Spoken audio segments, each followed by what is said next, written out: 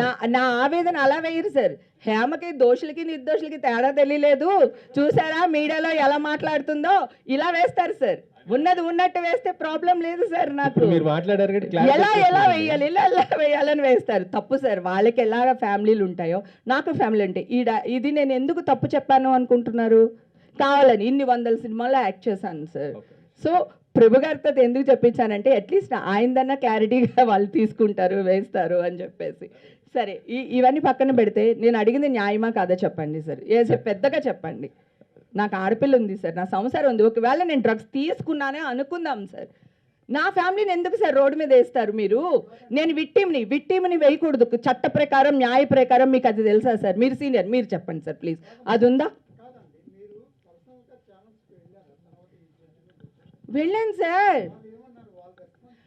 రేపు ఎల్లుండి అవతల 3 నెలల నుంచి అసలు 3 నెలలు అసలు పట్టించుకోలేదు సార్. లాస్ట్ మంత్ నుంచి నేను వెళ్తున్నాను సార్. ఛానల్ సిఇఓ ఒక ఎవరో XYZ ఉన్నారు.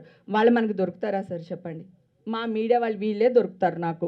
వీళ్ళందరినీ బతిమాలుకున్నాను సార్. ప్రతి గ్రూప్లోనే పెట్టాను సార్. నాకు వచ్చింది అని అందరికీ వచ్చి ఉంటుంది, అందరికీ పెట్టాను sir. Social media, printing media అందరికీ పెట్టాను సార్. కానీ ఒక్కళ్ళు రియాక్ట్ అవ్వలేదు సార్.